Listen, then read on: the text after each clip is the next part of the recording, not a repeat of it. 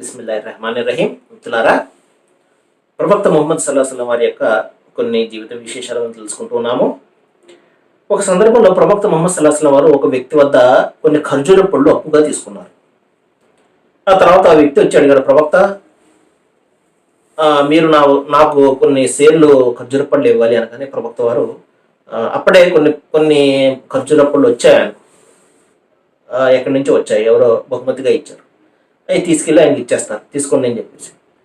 ఆయన తీసుకెళ్ళి పక్కకెళ్ళి పక్కన ఏడుస్తున్నాడు. ఆయన వీరు ప్రవక్త వారు చూస్తారు, ఏంటిది అని చెప్పేసి వచ్చి, ఎందుకంటే ఎందుకు ఏడుస్తున్నారు మీరంటే, ప్రవక్తే నాకు న్యాయం చేయకపోతే నేను ఏం చేయను అంట. ఏం జరిగింది చెప్పండి, నా ద్వారా ఏదైనా తప్పు జరిగిందంటే, ప్రవక్త, నేను మంచి క్వాలిటీ అయినటువంటి ఖర్జూర పళ్ళు ఇచ్చాను, మీరు చూస్తే నాసిరకమైన పళ్ళు ఇచ్చారు నాకు అనగానే, అరే ఎంత తప్పు జరిగిందండి, నేను చూడలేదు సుమా అని చెప్పేసి ప్రవక్త వారు ఎంతో బాధపడి మంచి ఖర్జూర పళ్ళు మళ్ళా అతనికి ఇప్పించడం జరిగింది.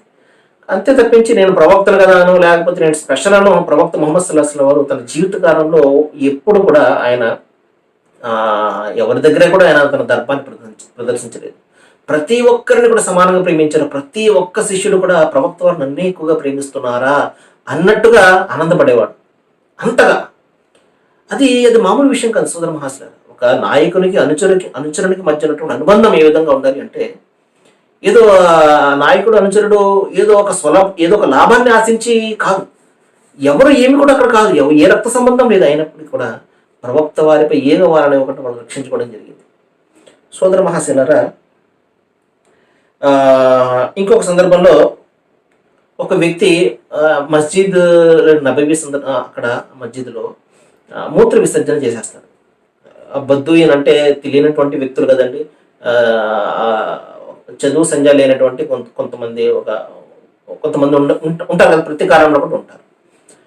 శిష్యులందరూ అతను పట్టుకుని కొట్టబోతుంటే ప్రవక్త సల్లల్లాహు అలైహి వసల్లం ఆపేస్తారు. లేదు, అతన్ని లఘుశంకను తీర్చుకునే ఉండే ముందు, అతను ఏ పని అయితే చేస్తాడో కానివ్వండి, మధ్యలో ఆపకండి అని చెప్పేసి అయిన తర్వాత నీళ్లు తెచ్చి కొట్టేయండి అని చెప్పి స్వయంగా ఆయన తెచ్చి ఒక బకెట్ నీళ్ళతో దాన్ని కొట్టేస్తారు. అప్పుడు అతను చెప్తారు, బాబు, ఇది దైవాన్ని ఆరాధించే స్థలం కదా, నీ ఇంట్లో నువ్వు ఇదే విధంగా చేస్తావా, చెయ్యవు కదా, కాబట్టి ఇది దైవాన్ని ఆరాధించే చోటు విధంగా పాడు చేయకూడదమ్మా అని చెప్పేసి ప్రేమగా చెప్పి అతను పంపిస్తాయి. ఇప్పుడు మనం చూస్తుంటాం మస్జిద్ల దగ్గర, లేకపోతే గుళ్ళ దగ్గర, చర్చిల దగ్గర మూత్ర విసర్జన చేసే వాళ్ళు మనకు కనబడుతూ ఉంటారు, లఘుసంగా తీర్చుకునే వాళ్ళు కనబడుతుంటారు.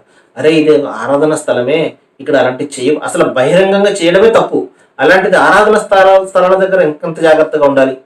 మస్జిద్ దగ్గర చేస్తుంటారు, గుళ్ళ దగ్గర చేస్తుంటారు, దేవాలయాల దగ్గర, చర్చిల దగ్గర పక్కన మూత్ర విసర్జన చేసేస్తుంటారు సోదర మహాశయులారా. లేకపోతే రోడ్ల మీద ఉమ్మేస్తూ ఉంటారు, లేకపోతే కుక్కలు పెంచుకునేవారు బయటకు వచ్చి నడి రోడ్డు మీద ఆ కుక్కల చేత నంబర్ 2 చేస్తుంటారు.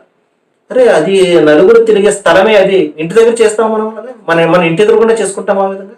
లేదు, ఇల్లు విడిచిపెట్టేసి రోడ్డు మీదకి వచ్చి రోడ్డు సెంటర్లో చేస్తుంటాం.